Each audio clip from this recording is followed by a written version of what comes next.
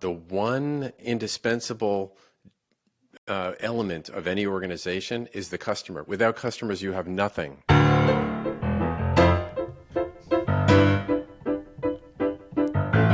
You're listening to CX Passport, the show about creating great customer experiences with a dash of travel talk. Each episode, we'll talk with our guests about great CX, travel, and just like the best journeys, explore new directions we never anticipated. I'm your host, Rick Denton. I believe the best meals are served outside and require a passport. Let's get going. Tangible. Practical. Actions. Yes, there's a place for, a need for, vision, strategy, ideas. Those are vital.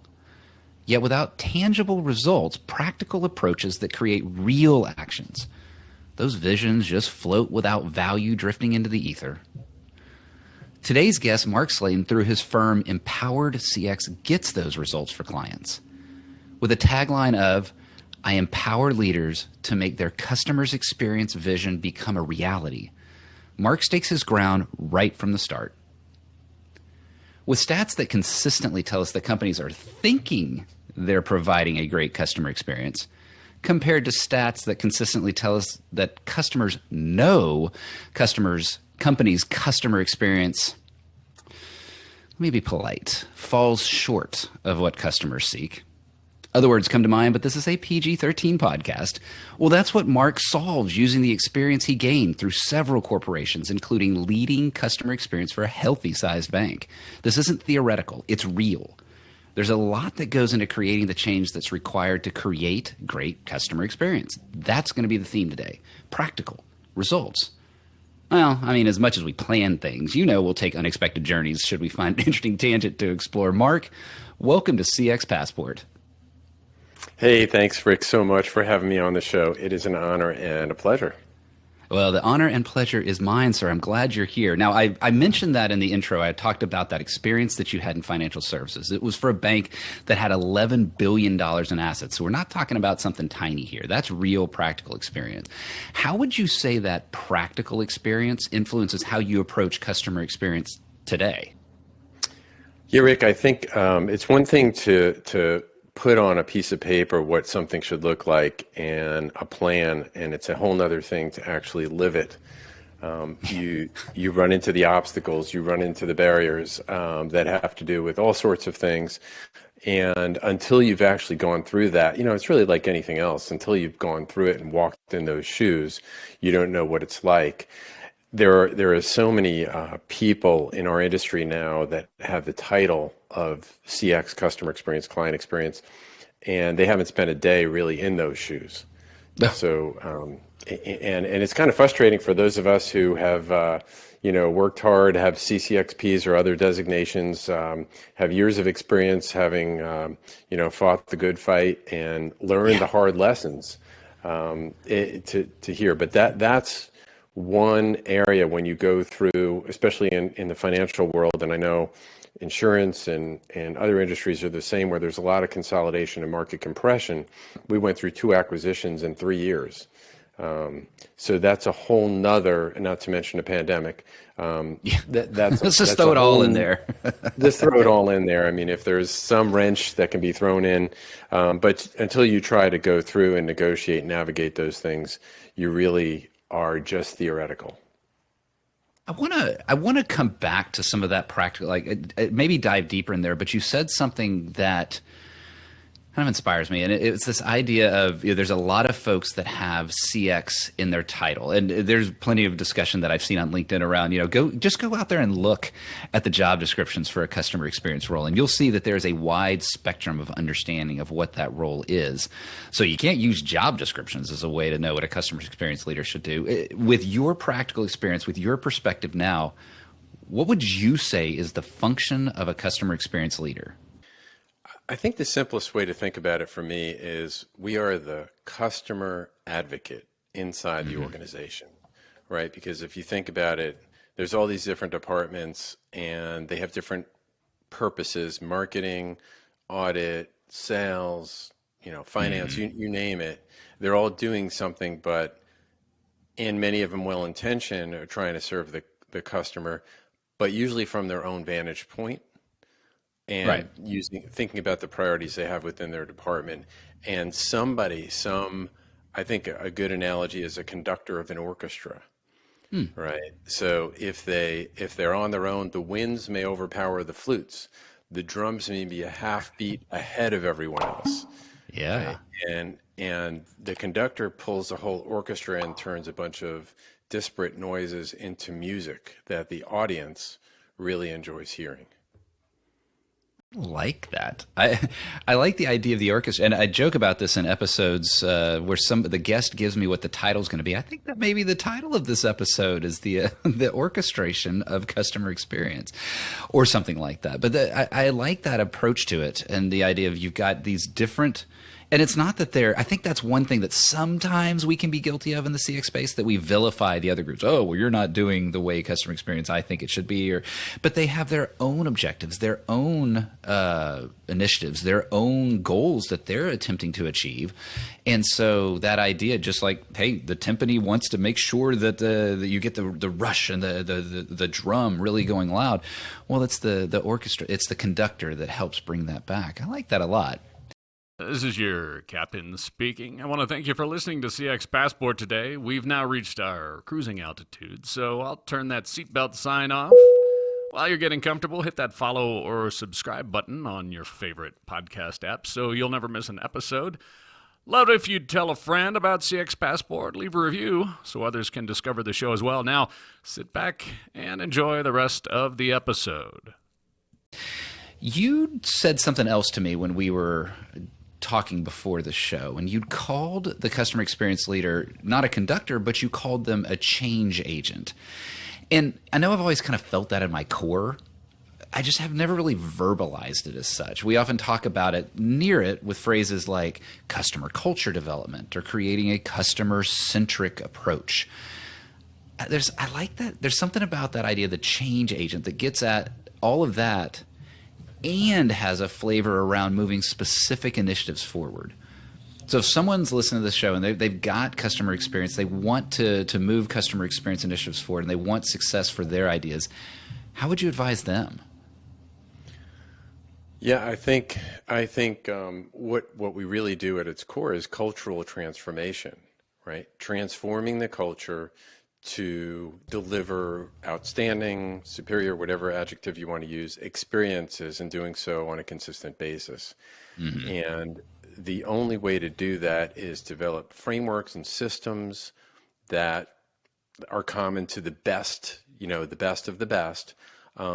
Every company is going to have its unique architecture of those systems, but the principles are still the same, and everybody needs to be marching to the same drumbeat, going back to another music analogy. So part of our job, if we're doing cultural transformation in its essence is change, is we are the change agents. The other people in the organization may be involved in change, but everything we do is taking something from its current state, assessing it, and then deciding what the desired future state is. And that future state is not ours, but really what the customer experience future state is going to look like and should look like. Yeah. And then what is the gap in between, and what are the strategies we're going to develop? So there needs to be somebody responsible for developing that CX strategy. And that's another a big part of, if you don't have that person in place, then you're hoping that a lot of different people who have different job responsibilities and titles will come up with something that's orchestrated around the customer. And it's possible, but the larger you grow, the more difficult it is. Most certainly. And that goes back to what we talked about earlier in the show, right? The practical experience that you had, because if you're trying to get an $11 billion entity to move forward or to change, there's a lot of inertia in there, or there can be competing goals. There can be elements around that sort of block the change. And some of this is just classic change management. How did you find, either in that experience or in other experiences, where you were able to use the customer to inspire people to move forward with that change? What was it that's particularly unique about being in the customer space that can help move things forward for us? Yeah, I think the idea of walking in their shoes is one. Is one way to think about it, and that means storytelling, right? That's one way to do it. Is you get the data back, you get feedback. If you're in the customer experience role, you're getting these things called verbatims, which are comments that come from customers, and you're trying to develop the themes that come out of those comments and tie them to the numbers that you're getting, and both internal operational metrics and other, to be able to tell stories based on the quantitative and the qualitative. So that's one.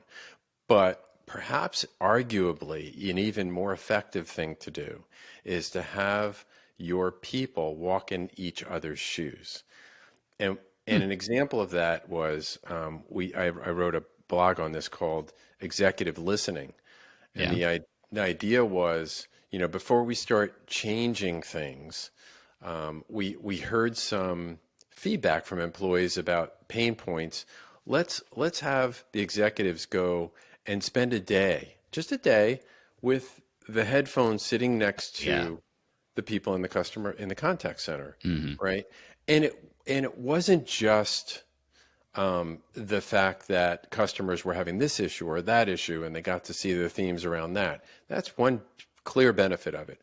But to see how the employees had to then serve those customers, dealing with 6, 7, 8 different systems, and one of them was a guaranteed "you're not going to get an answer now" pipe, right? And so that, you could just imagine you're someone on the customer service side trying to please the customer, right? And you already know when they ask that question, it's going to have to be, "Sorry, I'm going to have to call you back." Yeah. So when they saw this happening, because the folks in customer service management were sending signals up the smokestack for years, saying we need a better way to serve our customers. And it wasn't until after that we got over $1 million budget approved for a CRM system that ultimately aggregated all these created a single sign-on solution and did all these other things. But there's nothing quite like walking in the shoes. Boy, I chuckled there. And it is amazing. I've seen that same sort of experience. It can be customer call listening or something like that. But I like how you've taken it to that next level, and that is not just customer call listening, but go there and experience it with the employee and watch the employee. So not only are they getting the customer's insight, they're getting the employee's insight and the frustration the employee is feeling as they toggle through all those screens. I actually have a similar memory from a particular experience at a prior employer before I went independent consulting, where that exact thing happened. It was probably 6, 7 systems, and somebody saw it, was like, that doesn't work. And you've got to imagine, not only is it so frustrating for the customer, but the disappointment, because people don't go into customer support roles, customer service roles, hoping to disappoint the customer. That wasn't their objective. And so it's got to hit at their heart and got to hit at, another day that I can't deliver something to the customer because they asked that one black hole question that I have no way to answer. Mark, you mentioned the $1 million, and the ROI just came immediately, right? It was almost an ROI statement of, you know what, I don't care. It was so frustrating. We're just going to get it done. And I feel like that's what you and I in the customer experience world want to believe. We know that customer experience actually creates tangible business results. And yet we're still called upon so often to make that ROI argument, to still justify ROI. Why do you think that we haven't evolved past just the basics of proving ROI around customer experience, that we're still having to almost justify the customer experience existence? No question, that's very true, Rick. I'm currently, one of the reasons I'm serving now on the board, it's my 3rd year of CXPA, is for that very reason, is because I feel like it shouldn't be a nice to have, it should be a must have in every organization. Right. And it should be at the C level. If you're serious about the one indispensable element of any organization is the customer. Without customers, you have nothing. Right.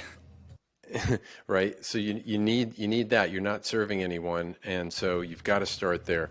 Why are we still having that? It's interesting. I speak to people on my podcast of different CX thought leaders, and there's a lot of varied opinions of that. Some people even think it's a mute question. We shouldn't even be having that conversation. And it is sad that we're having that conversation. I think the why behind that is, number one, you have to look at how did it originate? Like, how did you have a CX movement within that organization? Was it top-down leadership support? Like, that's really the first question. Is the CEO behind this, and are they willing to support it through the good times and the bad? This is change management. We just talked about it being cultural transformation. I worked in a bank. I don't know a profession that likes change less than bankers. Right? So people in general don't like change. So wherever you work, you may experience the same thing. Yeah. So you're going to need support because everybody's got a job to do. And we talked about this before. You mentioned it. I think it's a really good job of saying we're not trying to vilify anyone, but there are competing interests. You know, this one's trying to grow deposit. This one's trying to grow loans. This one's trying to keep our expenses down. This one's trying to make sure we're regulatory compliance. This one's trying to get people off the phones as quickly as possible. Yeah. Right. So many of these things conflict with what is going to deliver these outstanding experiences. So as a CX leader, our job is to point these things out. Our job is to link, you know, by way, as you described it earlier, both in the head, but also in the heart.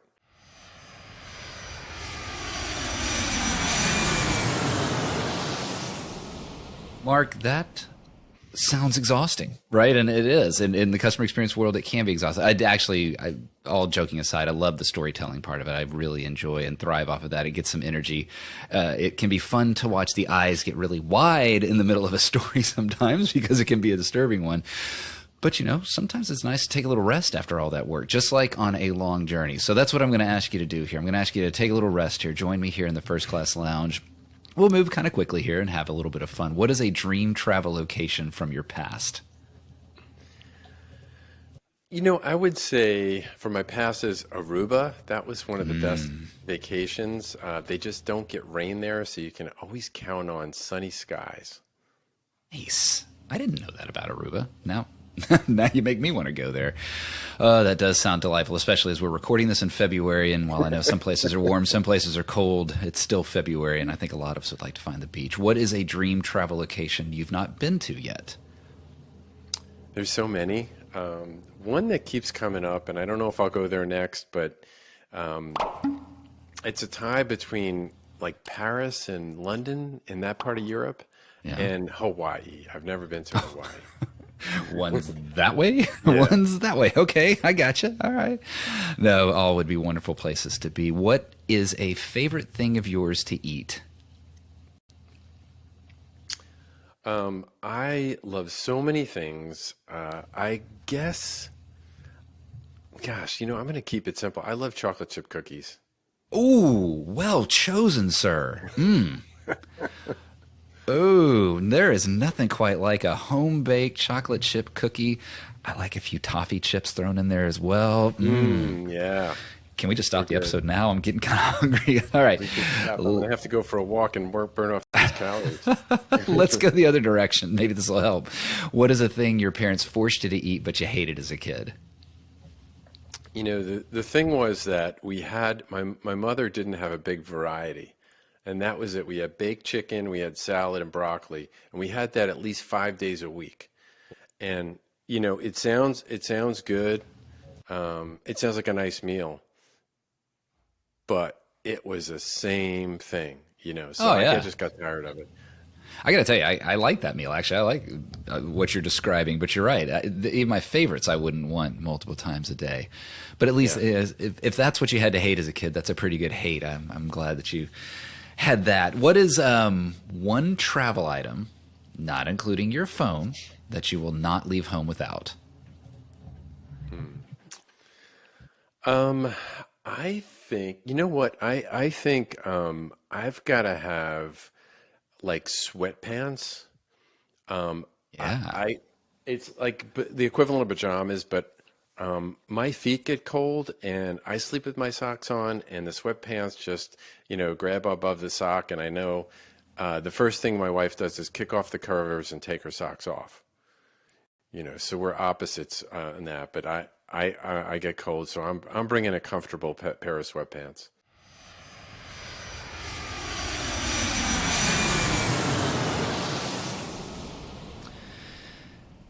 Hey, so Mark, it's kind of in the ROI vein, but not exactly. 2023 to me is starting to feel like it's the year where people are finally getting real nuts and bolts about customer experience.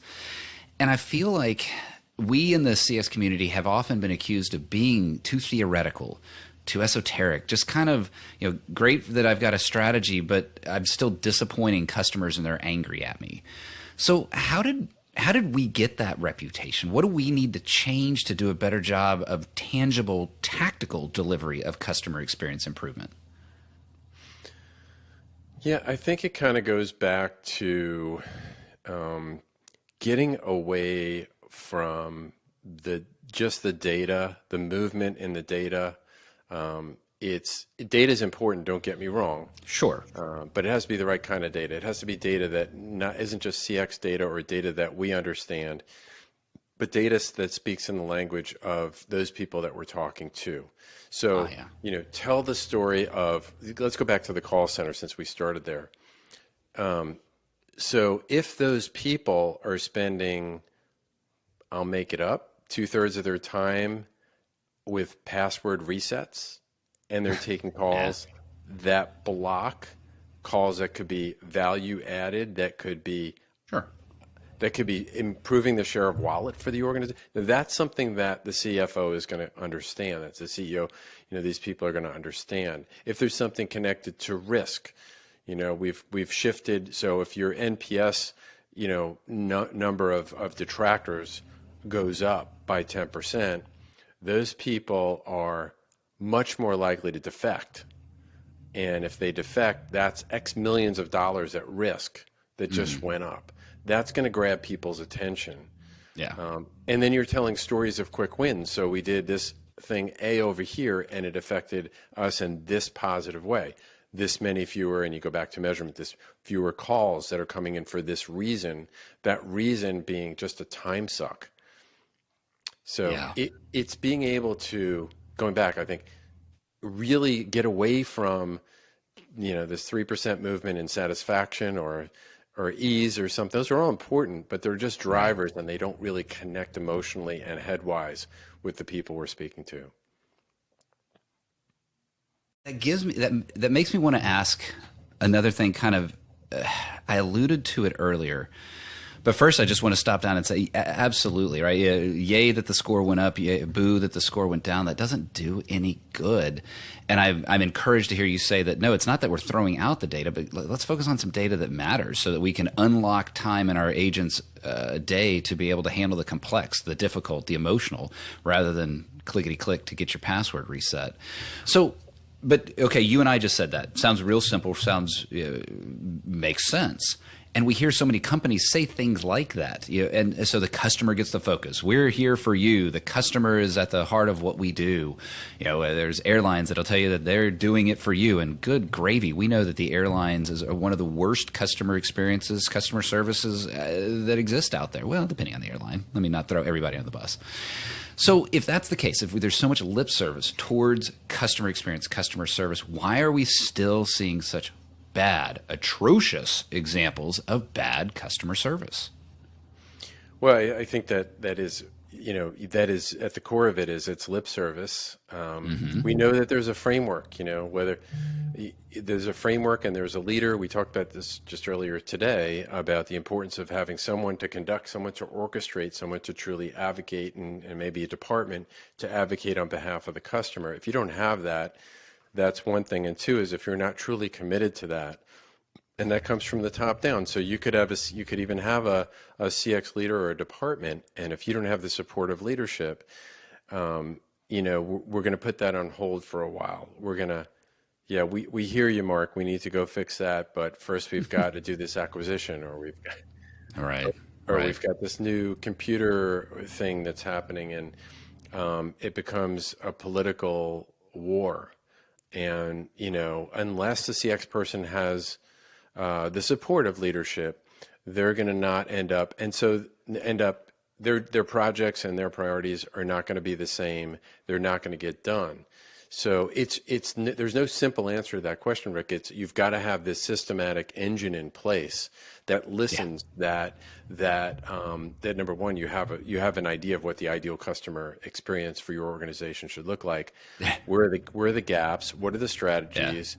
And then what gets prioritized? And then do you have leadership support? What's incumbent upon the CX leader is to keep beating the drum and saying, here's what we're doing, here's what we've done, here's what we're doing, here's what we've done. Don't assume that, the last thing you did even a few weeks ago or a few months ago, right, is something they're going to remember. You have to keep beating that drum.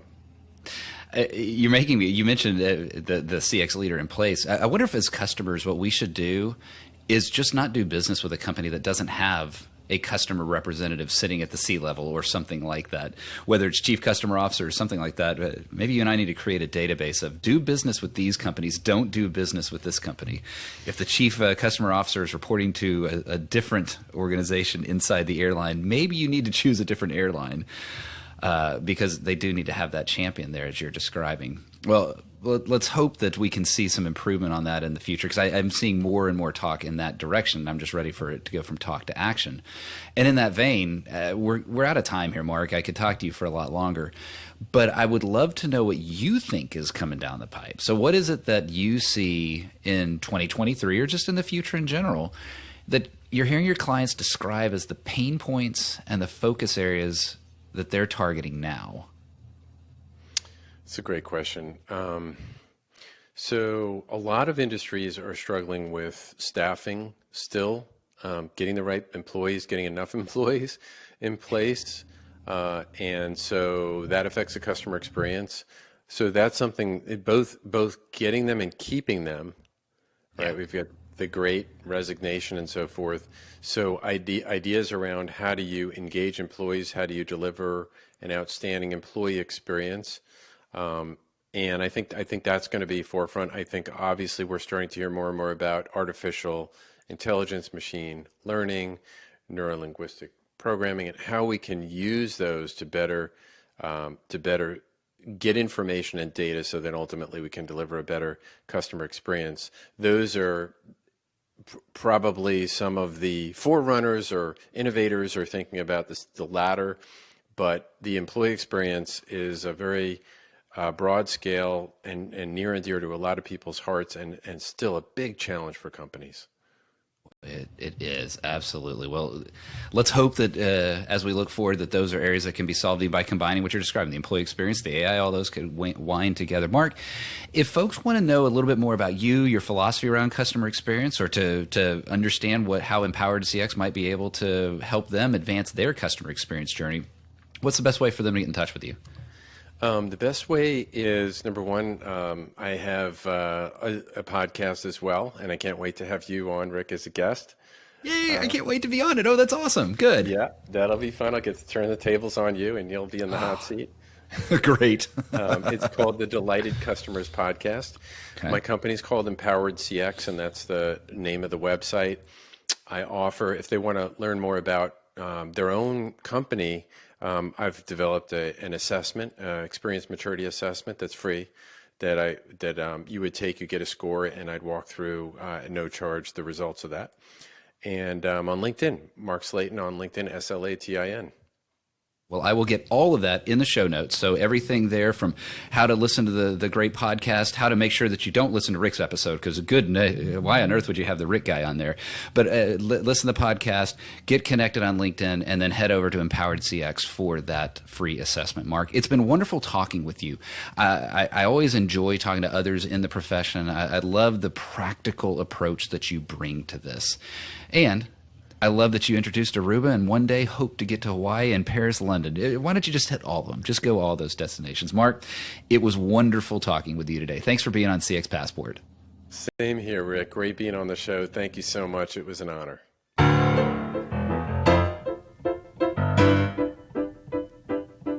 Thanks for joining us this week on CX Passport. If you like today's episode, I have 3 quick next steps for you. Click subscribe on the CX Passport YouTube channel or your favorite podcast app. Next, leave a comment below the video or a review in your favorite podcast app so others can find and enjoy CX Passport too. Then head over to cxpassport.com for show notes and resources that can help you create tangible business results by delivering great customer experience. Until next time, I'm Rick Denton, and I believe the best meals are served outside and require a passport.